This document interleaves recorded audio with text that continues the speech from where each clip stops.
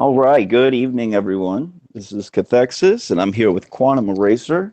Once again, we're doing the second part of our presentation, where we are going through and trying to understand the philosophical side to issues among science and making the distinction between scientism. Um, in order to do that properly, we have to have a good foundational understanding of what these terms are, what materialism is, what naturalism is, what physicalism is. These are all pretty much one and the same, and we'll go over that. Also, what idealism is, or even further. This goes completely down the line. You can, if you study philosophy, you'll find that there's subdivisions of all this, and it gets pretty weighted down. But we're going to try to make it a little bit more poignant, a little bit more succinct tonight, and so John's going to be doing a presentation demonstrating how materialism is essentially a belief system, is essentially a religion. And this is something in modern times we don't really hear much of. Now, perhaps in the halls of philosophical, groups or colleges at high level, you might hear something like this. But in the mainstream, science is viewed as this unquestionable aspect of humanity. The white coats are there to tell you the truth, and that we need to build our world off of what these people are telling us. And this authority structure has been put into us from birth. We hear if somebody says, "Oh, it's scientifically verified," or if it's doctor approved, we tend to, well, most people, the majority of people, will tend to just go with it and allow it to be. So we're going to break this down tonight a little bit. John's got an excellent presentation, and we will make it available. We had a couple requests prior, so we will make it available once we're finished here. I'll end up putting in the description a little bit later. He has some extra additions, and we want to make sure we get it right. So without further ado, how are you doing tonight, John? I'm doing fine, sir. How are you? Doing well. I really appreciate you coming around and us doing these, because they're just topics that aren't being talked about, except in these very specific like alternative cosmology and these very specific fields, so to speak. So we'll go ahead and get right into it. Tonight I'm going to do a little different. We're going to have John, he's just going to give the presentation outright, and I will then, of course, after he's finished, I'll go through and either go back to anything that he may have said that I have a question about, or we'll continue on forward with the conversation. But I do want to give a disclaimer. These are John's opinions and thoughts and facts and logic when it comes to this topic. And I agree with this man damn near 100%. He has done the work. He has broken this down. And I think that it's every person should absolutely listen to what he's saying. So without further ado, why don't you go ahead? Well, thank you, sir. It's my pleasure to be on here. Let's see what we got. I just want to make sure that the presentation is going to be loaded.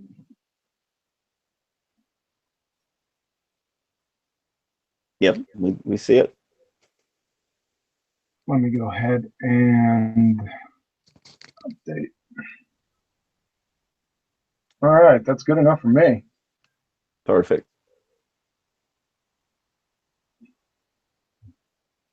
All right, well, this is going to be a difficult subject for many that have thought that things are the way they are, and that's just the way they are.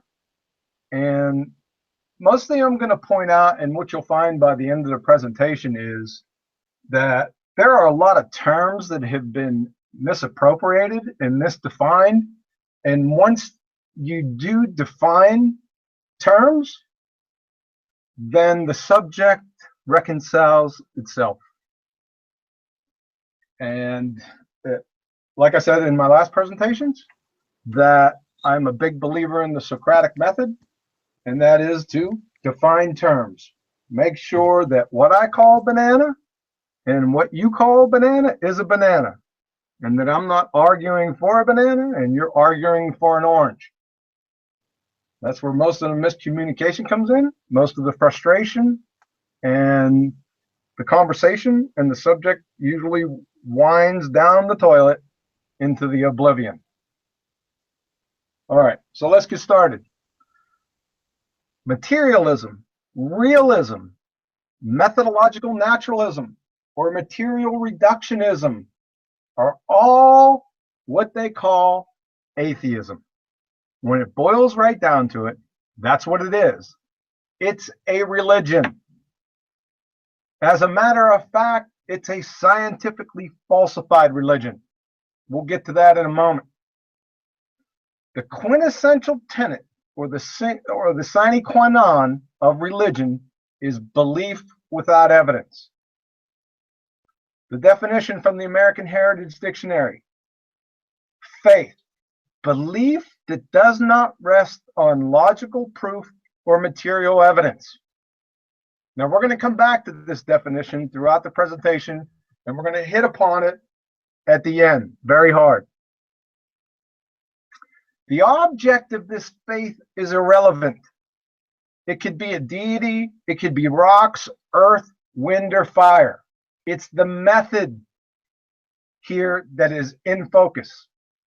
It is belief without evidence. And that's why religion is indicted in the secular community. We all know this. So let's define atheism. Atheism, a positive claim concerning the lack of belief in the existence of a deity. By virtue of this stance, and since there are only two choices, that's a true dichotomy for how we are here. First, you have the unguided, that's nature or matter, or guided, intelligent agency, God. Those are your only two choices. It's not a multiple choice question. If you take one stance, you ipso facto believe the other. There's no way out. Therefore, the atheist creator must be matter. Has to be. Let me try to explain this. From George Wald, Nobel laureate in medicine and physiology. The reasonable view was to believe in spontaneous generation. The only alternative to believe in a single primary act of supernatural creation. There is no third position here. So let's break this down. Premise one, the reasonable view was to believe in spontaneous generation. That is nature, unguided. The only alternative, and it solves it right there, we really don't have to go any further, a single primary act of supernatural creation. That is God or guided. It's that simple. From the two premises, you get the conclusion. It's a true dichotomy. Nature, unguided, versus God, guided. There is no third position. So one choice, logically, invalidates the other. It's based on the law of non-contradiction. Can't get around it. So let's get to cases. Premise one. The first law of thermodynamics, pillar of science, or one law, states that nature or natural phenomena cannot create or destroy matter or energy. Premise two. The universe had a beginning. See the second law of thermodynamics. It's a pillar of science or two law. Conclusion. Since there was a cosmic beginning, and matter and energy can't create itself, and matter exists, therefore, something else outside and not bound to universal laws created matter and energy. Can't get around it. But the materialist and atheist conclusions must be: conclusion one, matter or energy created itself. That's a direct violation of the first law of thermodynamics. Or conclusion two, matter or energy existed forever. That's a direct violation of the second law of thermodynamics. So, for the materialists to remain consistent with the principles of their worldview, they are forced to dismiss as false the laws of thermodynamics. And I thought atheists clung to science as their white knight. We got a big problem right here. And that's not the only one. But we could stop right here and end it, because this can't be reconciled. I agree. Yeah, it cannot be reconciled. You just can't do it. If you think that's science and logic denying absurdity, you ain't seen anything yet. Materialism, realism, or atheism's entire religious foundation holds with a kung fu death grip that matter exists independent of perception and consciousness. That's what materialism is. I'd like to ask you, have you heard of quantum mechanics, peradventure? You know, the most experimentally verified and validated field of actual science in the history of man. The same that has sent materialism and realism, atheism, into the incoherent oblivion. Because you kind of have some big problems. Namely, being in direct contradiction to literally thousands of experiments. Real science, experiments. And this shot fires right across the bow. This is from Bernard de Espinal, from the Quantum Theory and Reality in Scientific American. Listen to this closely. The doctrine that the world is made up of objects whose existence is independent of human consciousness, that's materialism, realism, atheism, turns out to be in conflict with quantum mechanics and with facts established by experiment. Period. Basically, if I can encapsulate quantum mechanics, this would encapsulate it. In order for matter to exist, there must be a knower first. Hard stop. End of story. We can all go home. You can't get around this. Matter is the consequent. The knower is the necessary antecedent. It must come first. And it's validated by experiment till the cows come home. I'm not going to go through all these experiments. I have 6 of them here. They'll be in with the materials that I hand over to Cathexis.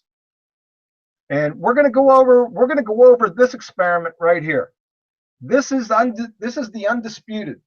Wesley Snipes got to take a back seat to this one. It's from Kim in 2000. A delayed choice quantum eraser from Physical Review Letters. This experiment, in the 25 years of doing experiments and evaluating them, I have never come across one of such simple brilliance and just the jaw-dropping implications that result from it. There is no equal to this experiment, in my humble opinion. I've not come across it. Now, in later videos, we are going to go through an exposition of this experiment, and we'll explain it in excruciating detail. But for right now, in conclusion, this experiment unequivocally validates A, knowledge or knowing the which path information alone causes wave function collapse. When I say wave function collapse, I mean the formation of matter. The wave function must collapse to form matter. B, decoherence, the physical interaction with measuring devices, does not cause wave function collapse. And C, QM phenomena transcend time and space. That is, space-time has utterly no meaning in quantum mechanics whatsoever. None. If you're unsure about that, there are experiments that validate this and repeat it, not in the same way, however, that have the same results. You can't get around it. The son of this experiment happened in 2013. This not only confirms the delayed choice quantum eraser, it confirms it by orders of magnitude. And this is the quantum erasure with the causally disconnected choice. Is from Pinos. The presence of the path information anywhere in the universe is sufficient to prohibit any possibility of interference. It is irrelevant whether a future observer might decide to acquire it. The mere possibility is enough. Ergo, therefore, the lack of which path information anywhere in the universe is sufficient enough to prohibit any possibility of wave function collapse. That is the formation of matter. And this is what I wanted to focus on. We're talking about realism, materialism. These are the conclusions from this experiment. No naive realistic picture is compatible with our results. It is therefore suggestive to abandon such pictures altogether. Just from this experiment, it's over. And this experiment, it's over. One of the more shocking experiments is the experimental non-classicality of an indivisible quantum system in nature, and it's validating the Cauchy-Spector theorem. Listen to what Anton Zellinger has to say about this experiment. There is no sense in assuming that what we do not measure about a system has an independent reality. He's telling, it's mind-boggling. He's telling you here that if you don't measure it, it does not exist in this reality, period. And it goes on, the physics world went on and talked about this experiment. New Scientists went on. They were gobsmacked by it because it echoed from Werner Heisenberg, Nobel laureate in physics. And of course, he's known by the uncertainty principle. Listen to what he has to say about this. And this was back in the day. The atoms or elementary particle themselves are not real. They form a world of potentialities or possibilities rather than one of things or facts. That's what these people up here were talking about. It's echoing the same thing. As I said, we get into non-locality, another death knell for materialism and atheism. There's the Grobler experiment, Manning, and Henson. And what I'd like to highlight here is in all these experiments, look at what they're saying. Realism should be abandoned. Realism, materialism, atheism, it has to be abandoned. Its tenets do not conform to experimental results. Rejection of the local realist null hypothesis. It's rejected. It's done. It's over. I can post 1,875, probably more than 2,000 experiments that validate this without exception. And it's real easy. Like we went over before when we were talking about Einstein's theories, special relativity and general relativity. To overturn the scientific falsification of locality and by direct proxy, materialism, realism, or atheism, whereby invalidating idealism or Christianity, which is not a religion, by the way, and we'll get to that, and as an ancillary benefit, collect yourself a feather in your cap, Nobel Prize. All you have to do is take up the Quantum Randy Challenge. It's out there for you. The Quantum Randy Challenge, henceforth QRC, challenges any pseudoscientist, that is atheist, as it were, who claims that quantum physics is not true and that quantum entangle experiments can be explained by a classically realistic and locally causal model. That's all you have to do.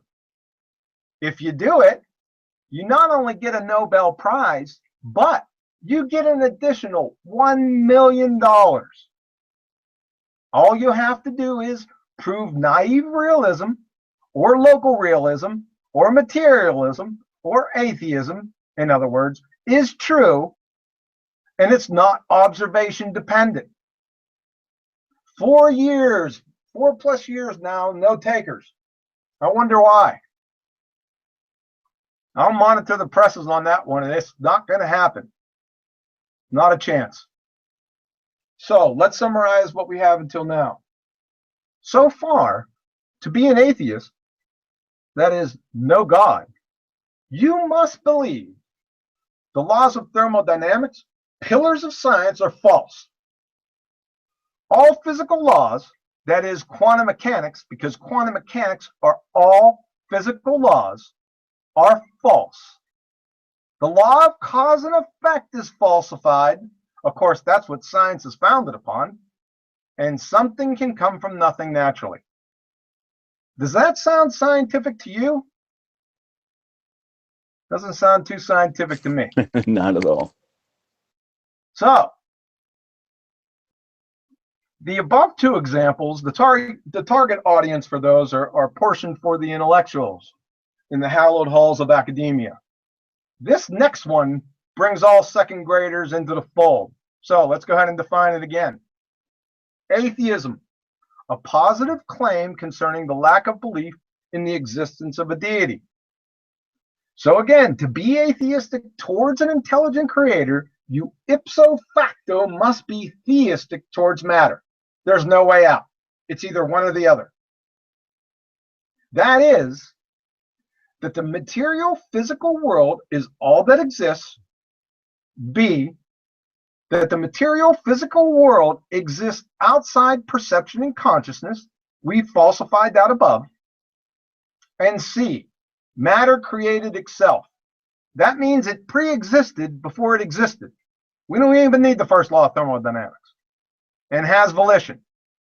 That's falsified above. So let me ask you a question. Do these exist? Truth, logic, information, time, thoughts, math, do they exist? These are immaterial. To validate your worldview, materialism, please provide the chemical structure, charge, mass, momentum, and spin of each of these. You must do that to conform to the tenets of your religion. You have to do it. In an atheistic, materialistic, realist worldview, how on earth can the immaterial exist without violating the law of non-contradiction? In other words, how can the material physical world be all that exists and have immaterial exist at the same time? It's a contradiction on its face. These, truth, logic, information, time, thoughts, math, are by definition supernatural. So if you're an atheist and you believe that these exist, then you must be this. You have to be this, a supernatural atheist. That'll give married bachelors a run for their money. Essentially, what you're doing, which is so incomprehensibly absurd, it's hard to put into words, but I'll try. You're adopting the Christian worldview by using immaterial, that is, thoughts, truth, logic, and information, the very things your religion must deny, as the vehicle or medium to present evidence against the very thing you don't believe in, a creator, the Christian worldview. Does that make sense? It's tantamount to attempting to falsify air, all the while breathing in vast quantities to reach the invalidation. Logically, it's a hammer meet floor fire scenario. Every atheist is a presuppositional kleptomaniac. Stop stealing, then using my worldview to feebly attempt to falsify my worldview, please. I like to provide visuals. Here it is. This is your position. It's just as simple as that. You can't get around it. One last train wreck. And I talked about this when we first started the discussion about this definition. And that's faith. So this is from American Heritage Dictionary. Faith. Belief that does not rest on logical proof or material evidence. Right? That's what the definition says. But Max Planck in 1932 said this in Where is Science Going? Give a listen. Anybody who has been seriously engaged in scientific work of any kind realizes that over the entrance to the gates of the temple of science are written the words, "Ye must have faith." It is a quality which the scientist cannot dispense with. Does everyone see the problem here? I'll tell you one problem. Something happened between 1932 and 1991 that changed the definition of faith. Because this doesn't marry up, does it? These two are antithetical. So please reconcile. Somebody please reconcile these two definitions and the context that they're used in by the American Heritage Dictionary or Max Planck. I mean, this definition right here would probably best be defined as that. Blind faith. Right? Yeah. But it's not. Yeah. That distinction is definitely something that needs to be made. There is absolutely a difference. Of course, blind faith, but faith itself has such a connotation where people automatically believe it's belief without knowledge. But that's what blind faith is. Yes. So I really appreciate you making that distinction. A lot of people hear the word faith and they turn off. Yes. They don't know what the word truly means. But the problem is every single day, everyone has faith in the laws of physics. Every single person has faith that the system works as it is. And I think that's what this quote really means. Yes. Ye must have faith. Faith in the laws of the physical world. Yeah. Blind faith would be something different. So. Yes, exactly. You got it. Perfect. Okay, so let's roll with this. Let me make a couple other points. So, and if Christianity is a religion, that is faith or belief without evidence, like the definition described it above, and God explicitly admonishes all Christians to what? Prove all things. Well, wait a second. That doesn't add up. That's belief without evidence. How can you have belief without evidence and have God state to prove all things? That's a How in the world can Christianity be classified as a religion or faith without violating the law of non-contradiction, pray tell? You can't. It doesn't matter. They're married bachelors. In conclusion, phlogiston, 13th century alchemy, and Humpty Dumpty are more tenable than atheism. What do these gentlemen have to say about it? Christian Alfonson, Nobel Prize in Chemistry. I think only an idiot can be an atheist. We must admit that there exists an incomprehensible power or force with limitless foresight and knowledge that started the whole universe going in the first place. That's not too politically correct. Said that back in the day. These are back in the days. It's this next quote that really, really Werner helps. Heisenberg, like I said, famed from the uncertainty principle, pioneer of quantum mechanics, Nobel Prize in it. The first gulp from glass of natural science will turn you into an atheist. But at the bottom of the glass, who's waiting for you? He's seen it. All these guys seen it. The creator. A creator.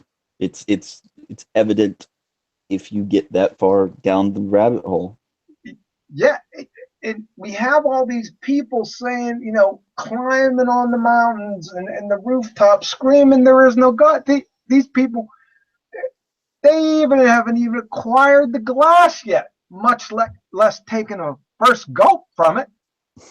Well, yeah, with all the pseudoscience that runs around masquerading as Exactly, science. exactly. Yeah, yeah, Yeah, yeah. These guys, they knew this 100 years ago. yeah. Why doesn't anyone know about this? Why isn't anyone talking about these things?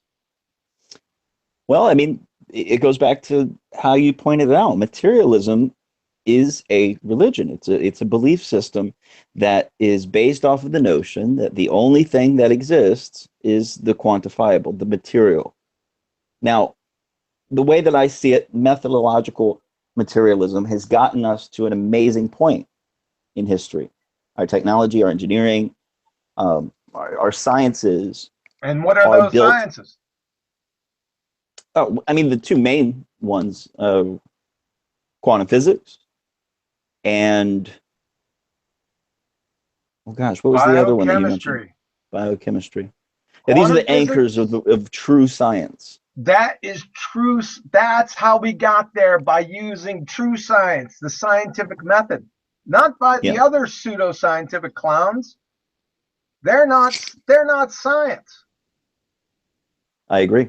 And that's what's so important about this. This is why I'm really happy to have you on, because we have been indoctrinated into this belief system.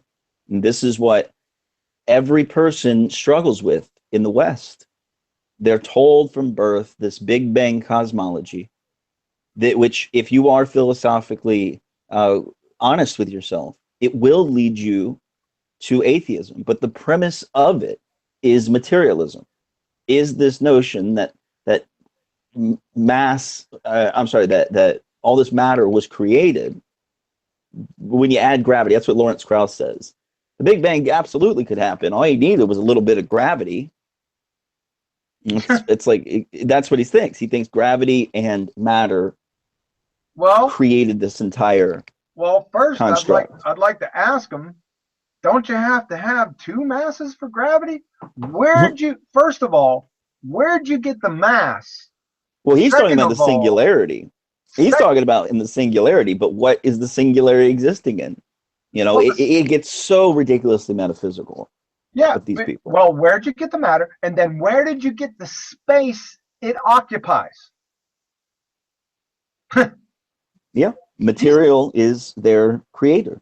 he has got the cart. I don't know about the cart. He's got the whole farm before the horse. Yeah, yeah, absolutely. And that's the thing. They don't have much to stand on when they get out that far. It's Yeah, just like it's the picture. They're cutting off very good. the limb they're sitting on. Yeah. And this is something that I fell for, and I think a lot of people do. When my first gulp of natural sciences turned me into an atheist. I was an atheist for close Sure. to 10 years, when I was going through college and then afterwards. And it's frustrating to look back upon it, because in this presentation, I'm not trying to prove a creator in this moment. What I'm trying to point out here is that materialism is a belief system where material is the creator. And Yes. the rational material atheists, they're going to say that that's preposterous, but you've just kind of proven it through the way you broke it down. So they're a walking contradiction. Exactly. And when I look back at the time frame when I was a militant atheist too. And I was always like, I felt like, looking back, I felt like I had blinders on my entire time. Because what you have to do is say X, Y, and Z can't happen. That you have to deny mysticism, you have to deny energy and all of these, new age concepts too, but you have to deny everything. Everything becomes woo-woo or pseudoscience. So these blinders are firmly put on you, and you are just being drug around by this belief system. You thinking not that the only have to, material world is you the only not thing that only, exists. you have to deny the actual experiments and already established scientific laws and principles. We're not talking about, I'm not making this stuff up. We're talking about the laws of thermodynamics, quantum mechanics, and we're going to get into what all these sciences are based on. They have two commonalities, the real sciences. One, they have the ability to follow the scientific method. Number two, they are all based on a foundation of information. Yes, sir. They are all today information sciences, whether it be genetics, biochemistry, quantum mechanics, all of them are based on information. And we're going to get into that here in the next couple videos, series of videos, Absolutely. right? And that's something I do want to point out. You went over it very quickly, but it's something that really, I don't know, it changed my views on a lot of things or clarified them. In a materialist world, they have no answer for information, for truth, for ideas, for these things are supernatural because there is no physicality to them. There is no equation. And they just slough it off and say they're epiphenomenon, like it happens because of other things. Well, that But doesn't that's not a explain good anything. answer. It doesn't explain anything. Yeah, it's not an answer. These are consciousness exists. These things exist and they are immaterial. Yeah, And exactly. you see this as a massive problem in modern neuroscience and cognitive sciences. They're dealing with they call it the problem of consciousness. The hard That's the problem of title. consciousness. It's absolutely. And there it goes into so many ways philosophically. We can get into solipsism, we can get into collective solipsism, but it needs to be understood that materialism has no answer for that phenomena, for those phenomena. And this is why they want to tell you that you're a biological robot and that consciousness is kind of kind of an anomaly that occurs through the different. Seriously, I've been told this way and read about it this way, that it's an anomaly that is manufactured through the chemicals and functions of your brain, and that it's only there to just help sort information, and that's it. But we know it's much deeper than that. There are several different levels of consciousness. There's several different layers of ability that comes from consciousness and honing consciousness correctly. But none of this can be accounted for in the materialist worldview. No, and it's falsified anyway. Yes. So I think that materialism is a necessary thing, though. And that's why I went back and said, there is a physical world around us. But when we're getting down to the deeper philosophical axioms of what is going on, the quantum realm, which is the real physics of the world, tells us that there cannot be matter without a knower. Exactly. So it goes way deeper. And I think a lot of people have heard about this stuff recently, or, I mean, you hear people talk about simulation theory and things like that. Yep. So I think that's kind of one of the only answers you can come up with after looking at this. And these scientists, these experiments, you have 1,800 of them listed. Oh, yeah. I can't even file them all. Yeah, quantum physics is well understood on that science practicality level. Like, they've done so many experiments to prove consistently that wave function collapse occurs when there's an observer. Now, be careful. It's not only an observer, it's a knower of the which path information. You don't have to look at anything. Oh, I see. That's a very good distinction.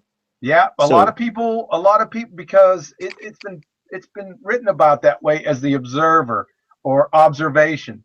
That is true, because you can sit there and look at a double slit experiment all day long.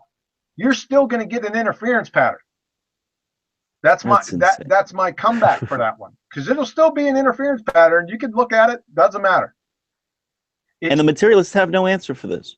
Oh no, they never. This is why it's spooky action at a distance. This is why there's all of these, like they treat it like woo woo new age. They don't know how to respond to it because No, and I mean the more devout materialists. They have no idea how to respond to it.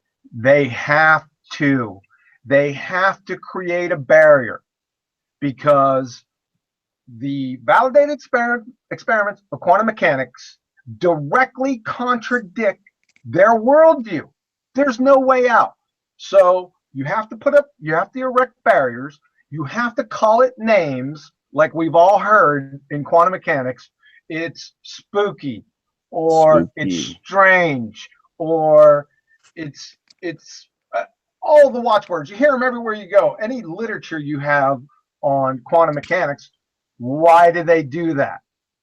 Well, it is crazy because they're basing their view off their worldview. Yep. According to their worldview, yeah, it's strange. In It rational is materialism, paradoxical.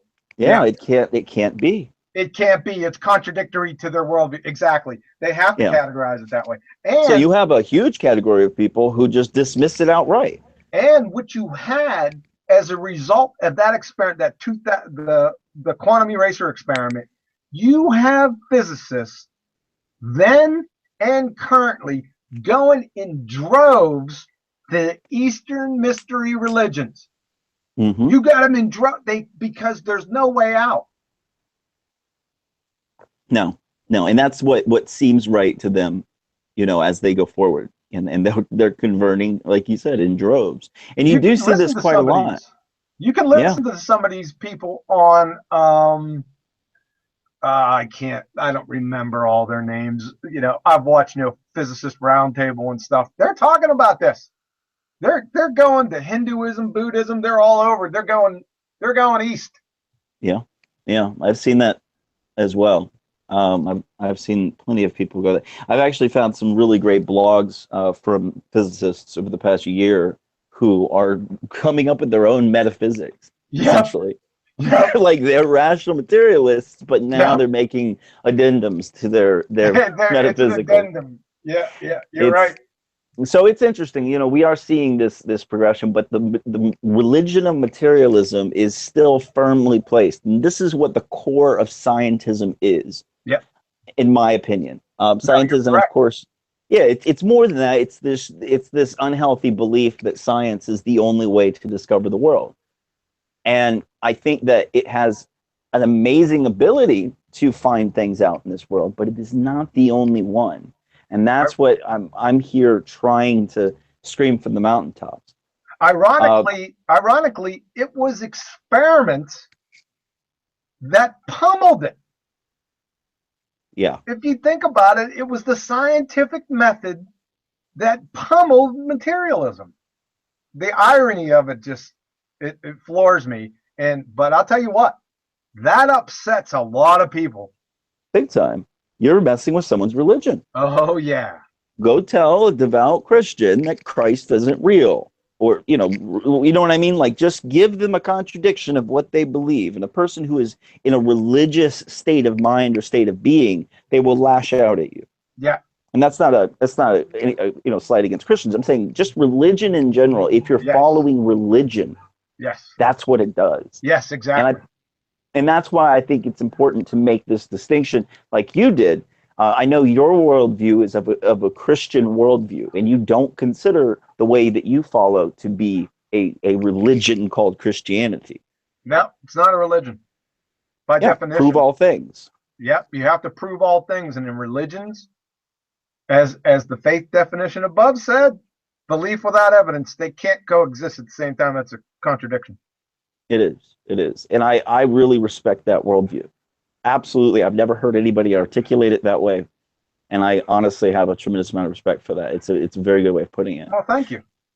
But when it comes to the religion of materialism, those two words combined will trigger damn near every single person who is a materialist, and I think that should be an indicator there's something wrong. Yeah, it's a tell. That's what they call in poker. It's a tell. Yeah, exactly. It is, and so the reason I really want to do this and go forward, and we have several other presentations that are backing this up. I think the next one we'll do is on information. Well, why don't you give me a little latitude here for the next couple minutes? I want to touch on a subject. It has some ramifications in quantum mechanics, but focuses a little bit on fine tuning and just the overall topic. Sure, if you'd like to add to it, go ahead. Yeah. So I just like to go over these just last couple ones. They could be illuminating for you. From Paul Davies, he's a world-renowned astrophysicist and author. He says here, scientists are slowly waking up to an inconvenient truth. The universe looks suspiciously like a fix. The issue concerns the very laws of nature themselves. For 40 years, physicists and cosmologists have been quietly collecting examples of all too convenient coincidences and special features in the underlying laws of the universe that seem to be necessary in order for life, and hence conscious beings to exist. Change any one of them, and the consequences would be lethal. Fred Hoyle, the distinguished cosmologist, once said, it was as if a super intellect has monkeyed with the physics. And Fred Hoyle is the one that coined the phrase Big Bang for just for general purpose. That's good to mention.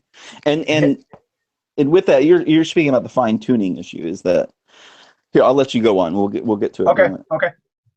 Again, Paul Davies. Over the years, I have often asked my physicist colleagues why the laws of physics are what they are. The answers vary from that's not a scientific question to nobody knows. The favorite reply is there is no reason they are what they are, they just are. The idea that the laws exist reasonlessly is deeply anti-rational.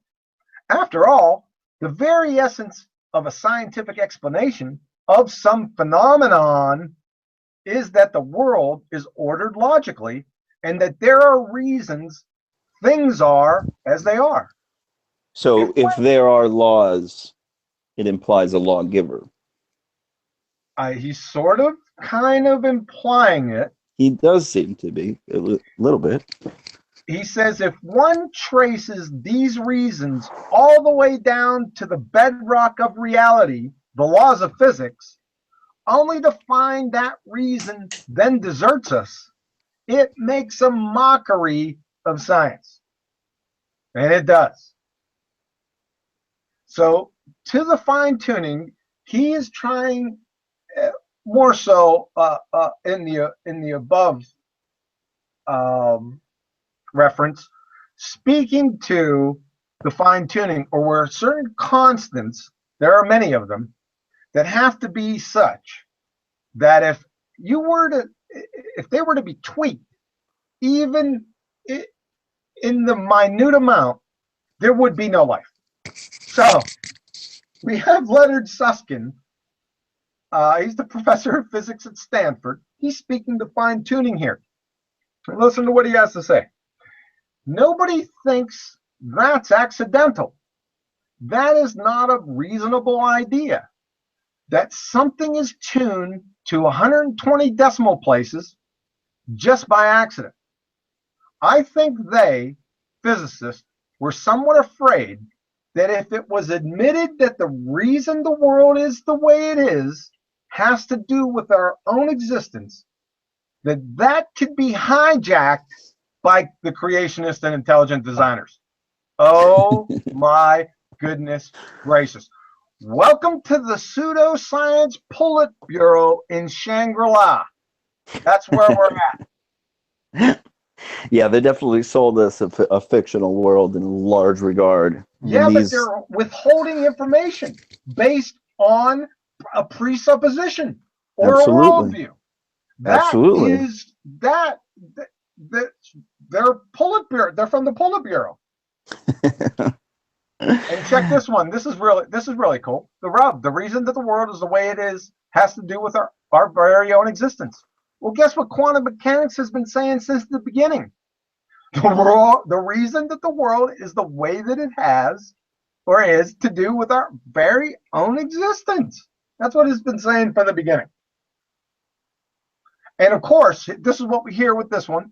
We're almost finished. The incoherent comeback to the fine-tuning argument. Well, if we weren't here, then we couldn't even ask the question, right? Everyone's heard this before. Mm-hmm. I don't know. They put this out at committee meetings or something. They just give you this sheet of paper. Hey, if you ever hear anything like this, here, just give them this. Without thinking about it. Guess what this is? It's a fallacy. It's the fallacy of a relevant thesis. It's a type of red herring fallacy. It's arguing a point that's irrelevant to the subject at hand. Let me give you the example. You're a reporter, and you just asked a sole survivor of a plane crash, how or why is it that he was able to survive?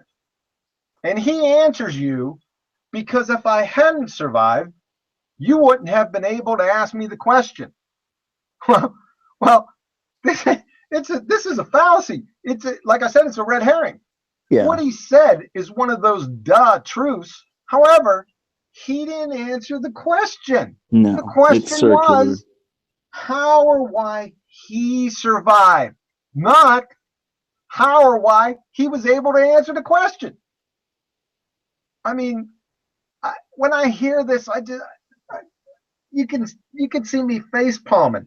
It's a dismissive way to deal with the subject. It essentially is what that is. And they don't have a better answer, or else their worldview will shatter. Yeah. So we see this often. We really do. I see the pseudosciences. Yeah, the pseudosciences. This is one of their main tactics. Yeah. All right, so let's go. I want to go back up just in case, because I went through them. I don't know if I went through them too fast. Maybe people didn't catch them. They can always go ahead and rewind the video and take a look at them. But let's do it for you. Maybe there was some things in here that you made a mental note of and said, well, wait a second, and would like to go into it. So we can go through it real quick. Well, yeah, for sure. There was a couple of notes that I had, concerning that issue of faith that you had presented. The word, and I know we slightly clarified earlier, but I really want to reiterate this. The word itself has so much baggage attached to it that people associate blind faith with the word faith. Yes. And even me up until quite recently. The word faith is not this implicit negative of believing something without good reason to do so. It's a reliance on what is true. Unless you have that blind faith, and then it becomes a problem, in my opinion. Would you say I articulated that? No, yeah, you're right on it. And like I said before, it's easier to go ahead and substitute the definition for the word and see if it makes sense. So let's do it. So we're going to substitute this definition for what Max Planck was saying. So anybody who has been seriously engaged in scientific work of any kind realizes that over the entrance to the gates of the temple of science are written the words, "Ye must have belief that does not rest on logical proof or material evidence."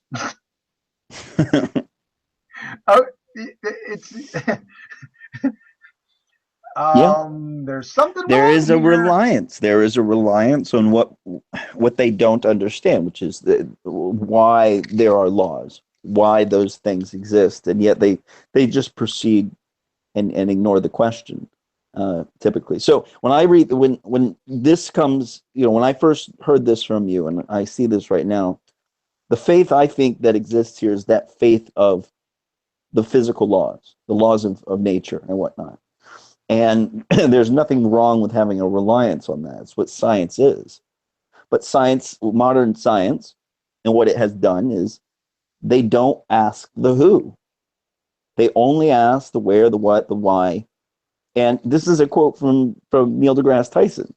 And when he said, we don't ask the who, he started laughing. He was I forgot where it was that he had made this comment.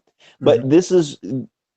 this is essentially what we're dealing with here. The materialism belief system refuses to ask specific questions in order to, ignore a very inconvenient problem for them.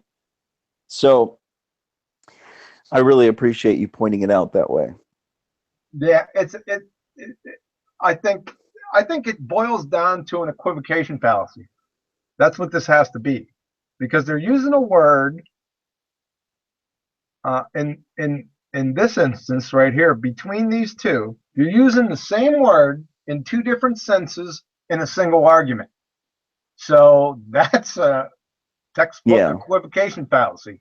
So what I'm saying is somebody messed with this word between 1932 and 1991 because I don't doubt it. Max had a different idea of what this word meant, because this makes no sense. This Yeah, definition makes no sense in here. I get you. Now, So I saw somebody in the comments just quickly sure. ask, how could the Big Bang cosmology lead a man to atheism? Or actually he said, how could heliocentricity lead a man to atheism? And I've said this before. I don't know if I'm, going to bore you for reiterating it, everyone, but model, when it came out in 1543, he was going against 1,000 years of reigning ideas. Okay. That's actually, in my opinion, the way it should be. We should be thinking so outside the box that, we come up with different ways to explain things. But that's a whole other issue I won't get into right now. But when Copernicus put forward this idea,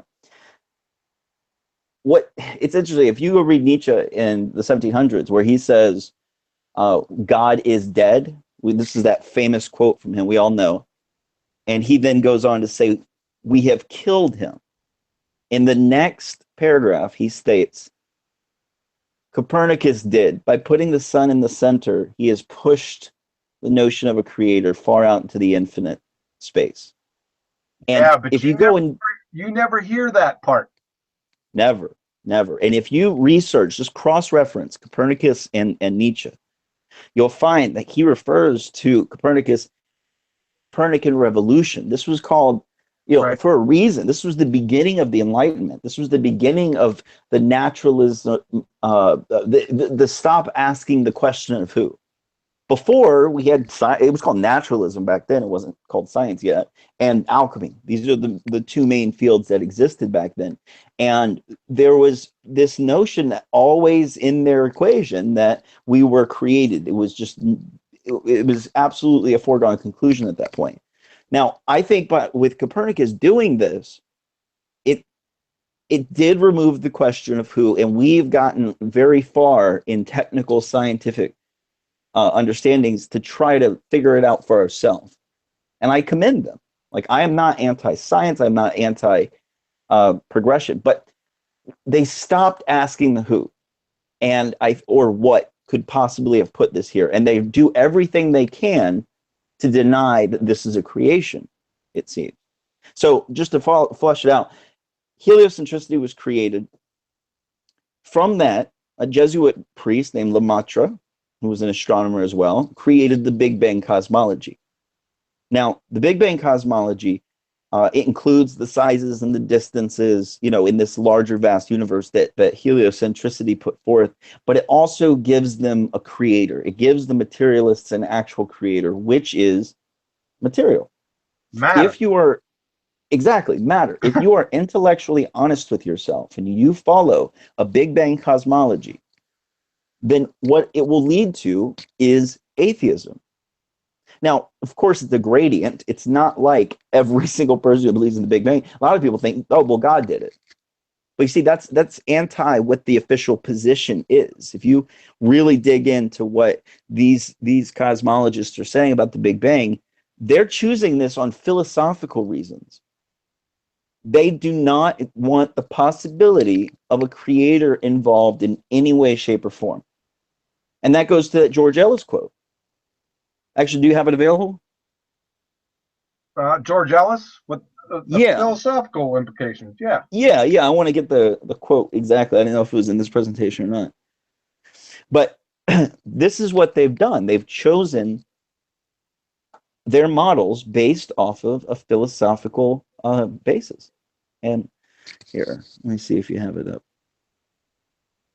And George Ellis is a recent cosmologist who recognizes this. Right there. There we go. Let me see. People need to be aware that there is a range of models that could explain the observations. For instance, I can construct you a spherically symmetrical universe with Earth at its center, and you cannot disprove it based on observations. You can only exclude it on philosophical grounds. In my view, there is absolutely nothing wrong with that. What I want to bring to the open is the fact that we are using philosophical criteria in choosing our models. A lot of cosmology tries to hide that. That was George Ellis in 1995 in Scientific American. So the point I'm trying to make here is if we were being taught a geocentric model or being taught that both of them work just fine, it's just a matter of philosophy. Nobody, see, he just said cosmology tries to hide that. But the implications, if all of us were raised with this idea that we were geocentric, we would treat each other and ourselves better, in my opinion. The philosophy just dictates that we're special or unique, or that they created a favored location, as Hubble put. Yep. We cannot accept this favored location. It is intolerable because Hubble was one of those men who were pushing us philosophically into heliocentricity. He did everything in his power with redshift and all of this to try to prove that, but technically failed at the end of the day. And we'll get into that in another presentation. What was his question again? The gentleman asked in the chat, how does heliocentricity lead to atheism? So to sum it up, heliocentricity gave way to the Big Bang cosmology. Big Bang cosmology gives way to the billions and billions of years. The billions of years give way to the notion of evolution. And from that, you can derive a very strict materialist view that, all this just came from matter and, from time. Well, that is what the materialists need in order to make matter their God. No, in fact, no, they don't, because time is directly proportional to entropy, so they're screwed there. So yes, yeah, no, we could definitely get into all that, but yeah, and the Big Bang isn't a scientific theory to begin with, so all this is just fairy tale stories. That's it. It is. It's a bunch of just so stories. Yeah, and that's exactly what they are. It's there to validate their belief. And, I guess you could commend them for working so hard to make this. But when a layman is face to face with this mountain of pseudoscience, they don't know what to think. They don't know what to say. So most people will say it was probably the Big Bang. And for the normal layperson, they may say, well, God did the Big Bang, and that's fine. There's, like I said, it's a gradient. But if you're intellectually honest and you are philosophically honest with yourself, the Big Bang cosmology will lead you to an atheistic position. Well, besides the Big Bang being pseudoscience, its tenets contradict Genesis, the first chapter of Genesis, anyway. So yeah, there's about 6 or 7 contradictions in there, so that it's done. Done and we're going to be getting into that with the cosmology presentation. But I get this a lot. People, accuse me of saying if you believe in heliocentricity that you're automatically an atheist or even a nihilist. But it's a gradient. I'm not talking about it just so specifically. But if you go off of the presuppositions that the Big Bang cosmology provides, then matter is your God. Yes. That's it. Most people don't think about it. I mean, I've talked to many Christians, and I run into as many problems with Christians as I do with alleged Christians, as I do with materialists or atheists. Oh, I'm sure. Yeah, I'm sure, Because because they're confused. Most people are confused. Like I said, the majority of folks hear that Big Bang is the, kind of the modern thing yeah, that scientists say, and they incorporate it into their worldview. I've been in churches that teach it. Jeez. It's too much. And it's all Somebody has done their pseudoscience. job well. Oh yeah. No, this has been well crafted over the past 500 years. Hell, it might even go back to Babylon, all of this. That's where it goes back to. That's where But the point I'd like to make is heliocentricity and geocentricity. The coordinate system works the same. You can yes, make your predictions. People are living inside of a model. It's not. It's not that the like because of the heliocentric model that's what it is up there, or that's what it looks like up there. We're given all this cartoon CGI of planets and all of this nonsense that they give us when nobody really knows. I mean, let's be honest. Like we haven't gone. They claim what Voyager went past Jupiter and the Saturn rings. I personally don't trust anything the space agencies present. I think really. it's all Then how garbage. did and then it sent back photos and information when it was traveling. Yeah, I think from a couple billion miles away. Really? Have they? Don't worry about the inverse square law or the amount of power that was on those satellites. Yeah, it's called free space path loss. They need to get educated in that. It's a fiasco. It really is. To think that we've gotten those high quality images from Pluto is just absolutely nonsense. Or Voyager, those images of Saturn back in the 70s technology. It's absolute nonsense for people to believe these things. But it is what it is. It's there, and it's a deception in a large regard. I'm not saying all of it is. I'm saying a lot of it is. But a person has to. People have a blind faith in it. Is the biggest problem. NASA has become the high priests of their cosmology and their scientism. Nobody questions NASA. Even when I was younger, before I got into this alternative cosmology view, I remember looking into the moon hoax, is what it was called, back in like 2003, 2004. And after a couple weeks of looking into it, hearing both sides, I concluded that it was probably fake. Now, even still, I rationalized it and said, oh, it was probably fake because they were in it was a weapons race with Russia, and they wanted to show Russia that they can get the ICBMs over to Russia. So they had to fake it for national security reasons. So, and I gave them a pass. Right. Gave them a pass. And then there were a couple other things. I used to, even 2009, 2010, I used to be like, why are they showing us cartoons all the time? Yeah. Like I'd see NASA photos or whatever, still gave them a pass. Then I learned about how they, with Hubble's imaging. It's all highly composited. It's not these single shot images. There's like 8 or 9 different images being layered in there and all this, but they present it as if that's just a picture of the sky. Oh, they got big problems. We're going to get into some of those specific problems. Yeah, Sophia is they try to say it's. Yeah, we'll get into that later. I know you and Robert went over that stuff extensively too. We'll get into Redshift and the CMB probably after. We're going to do information next, correct? Absolutely, yeah. I think that'll kind of bring us along to that other point. It's kind of a good foundation that we're setting. Yeah. But agreed. The point I'm trying to make is I think every single human being has the ability to question their cosmology, and they should. We should not be accepting these things from on high. That is what scientism is. Yep. It's this belief that science or the people in the institutions are flawless. Or wait a second though. They're not science. Mm-hmm. See, there's where the problem begins. Pseudoscience. Absolutely. Yeah. Well, we went over that last week. There is so much pseudoscience that's behaving like science, and that in the mainstream is treated as gospel.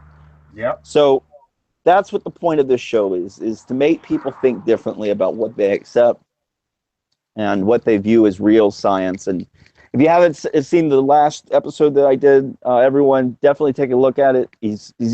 John broke down what science is, and the distinction between scientism, and we're going to keep going in that direction. But everybody has the right to question their cosmology outside of the box that you're given. And that's honestly, that is the most liberating thing you could do. The cosmos is one of the most amazing and beautiful mysteries of humanity. If you look back at it, every single culture has their own cosmology. And this is something that we're not really taught in school. We're not taught the different cosmologies or what these other cultures thought of the Earth or thought of what was going on up there. So everybody should be doing that, in my opinion. But we're going to be busting up the mainstream here pretty soon. We'll get to the cosmology presentation that John has, not next week, but the week after. So look forward to that. Is there anything you'd like to add to the show today? Yeah, maybe one thing that may help clear some things up. I usually talk to people about this, and they can usually relate to it. And I think we talked about this one time. That, for an example, my 10-year-old boy, he's a video game champion, boy. I tell you what, he's really good at those video games, and he can recognize the patterns and the regularities in the game. However, he is absolutely clueless of the underlying architecture of the game. But he intuitively knows that the patterns and regularities that he recognizes in the game are not the cause of the game. That is an amazing way to put it, by the way. I just like to leave you with that. My last salvo for this subject. No, that's dead on. Yeah. So all you materialists out there, check your paradigm. There's nothing wrong with it. That's what this is about. I think most people have been conscripted a paradigm that they're unaware of. They don't even know that they're in a paradigm. So I think that everybody needs to go down the path of, trying to understand what's real. And when you look at real science, like quantum physics, and how it's so consistent over so many years and so many different individuals doing it, it really lets a person in to what's going on here. And the materialist doesn't have an answer for it. So with that, I think we'll leave it there, and we'll start up next week with the with information and how that plays into this. It'll be very rewarding. Yeah, it'll definitely kind of concretize this and demonstrate the idealism is really what the philosophical side of this is called. And a lot of people go towards like what's it called, the simulation theory. What is that more popular physicist who's been coming out with this lately? I forget his name. The older black gentleman. Oh, I don't know if he's on the simulation or the virtual construct, but is it? Actually, I think he Gates? is. Gates. He's the one who said he's found the code within the construct, so to speak. Yeah, I think I've tried to find his papers that go into it. I can't find them. Here we are. It says theoretical physicist finds computer code in string theory, is what they're saying here. But yeah, string theory is not a scientific theory, though. But oh no, I agree. But this has become hotly debated. You had Neil deGrasse Tyson do a show. It was like, actually, Robert Bassano told me about it, where they were going on. Wait, you had several conversations with him about this simulation. Yeah, I witnessed. I saw that video. It wasn't last year, a couple of years. How old is that video? It was. It's about a year and a half, I think. Yeah, it was Neil smoking deGrasse Tyson and. Or Neil disgrace Tyson. Yeah, and he was talking to him, and Gates said that, yeah, he found error correcting codes. Wow. So in these designs, I don't know where he got the design. So like I said, I tried to dig into that, because as soon as I heard it, I said, wow, that's pretty interesting, because codes, I mean, we got codes in DNA, so that led me down that. I just couldn't find anything. Yeah. So there's a lot to go over here. I mean, the implications of quantum physics when ascertained, like what is actually happening here. No, First, quantum mechanics points directly to a virtual construct. You can't get out. You can't get out from yeah, under. I agree. But what it does mainly is destroy the materialist paradigm. I think that, Oh yeah, it's there. It's over. It was uh, over years ago. yeah, we as humans need to. I think that we need to move forward in our culture, and so the more conversations like this, hopefully, we can get people's attention on this. But I'm going to go ahead and leave it there. Thank you so much for joining me tonight, John. You're welcome, sir. We'll be, and what we're going to do is put up the material in the description at a later time. I'm going to go ahead and turn these into PDFs as we go along. Okay. So I want to give a big shout out to everybody who joined me tonight, especially the ones who disagree. They're the only reason we're out here is because it's about thinking differently, and so thank you everybody for coming out, and have a good evening.